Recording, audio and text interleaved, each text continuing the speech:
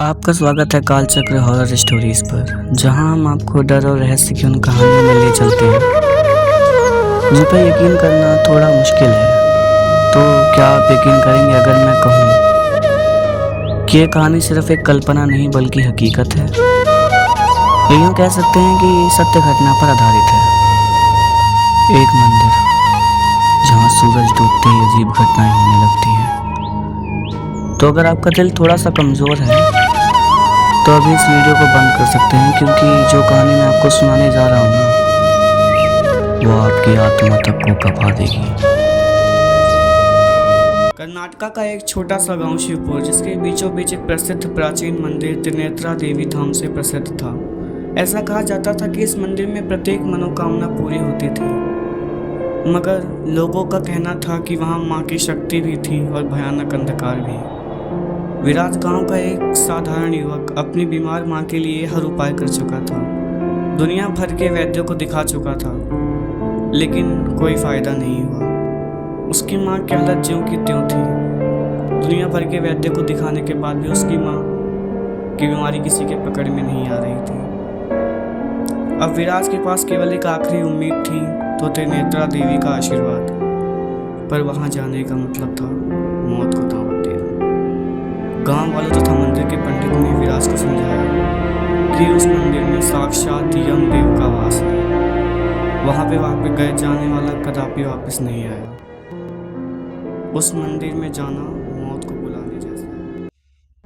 विराज की मां बिस्तर पर लेटी थी। उनका पूरा शरीर बुखार से तप रहा था।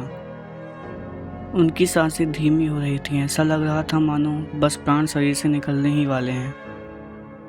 अचानक विराज ने उनका हाथ थामा और अब आंसू रोकते हुए कहा, माँ, मैं आपको कुछ नहीं होने दूंगा। मैं आपको बचाने के लिए कुछ भी करूंगा। और उसी रात बिना किसी को कुछ बताए वह जंगल की ओर निकल पड़ा। गहरे अंधेरे में विराज जलती हुई मशाल लिए मंदिर की ओर बढ़ रहा था। घने पेड़ों के बीच कुछ परछाइयाँ हिलती हुई नजर आईं।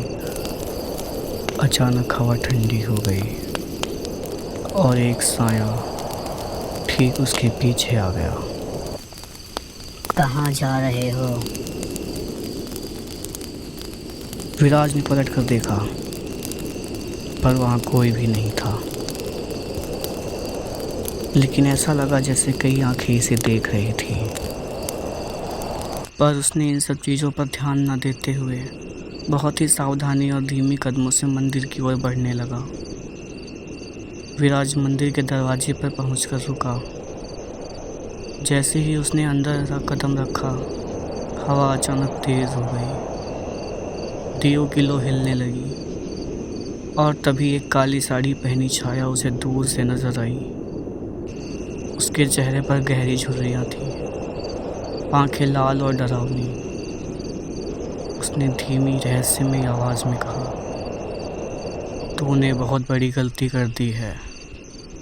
अब तुझे माँ भी नहीं बचा पाएगी। उस काली परछाई को अपनी ओर आता देख विराज तेजी से मंदिर के अंदर चला गया और देवी की प्रतिमा के सामने बैठकर आंखें बंद करके प्रार्थना करने लगा। वह प्रतिमा धीरे धीरे मंदिर के दरवाजे की ओर बढ़ने लगी।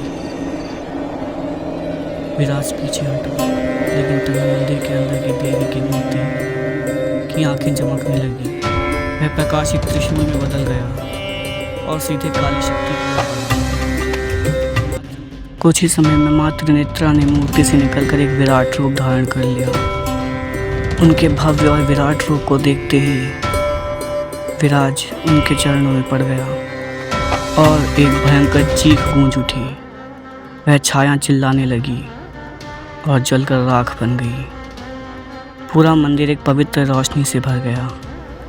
ऐसा लग रहा था मानो अंधेरे में सूर्य निकल आया हो। उस मंदिर से गांव लौटा।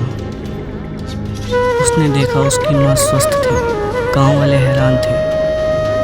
विराज की माँ पूरी तरह स्वस्थ हो गई थी। कुछ समय पहले जो अपनी आखिरी सांसें गिन रही थी, माँ त्रिनेत्रा की कृपा से आज वह हृष्ट और पुष्ट दिख रही थी।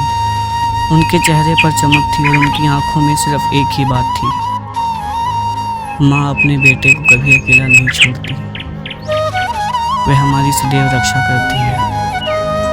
विराज ने मंदिर की ओर देखा, वहाँ अब भी देवी की कृपा की रोशनी थी। वह मुस्कुराया और झुककर प्रणाम किया। मक्का में स्थित माँ त्रिनेत्रा देवी का ये मंदिर आज भी एक रहस्य है और ऐसा माना जाता है माँ त्रिनेत्रा यहाँ साक्षात वास करती है।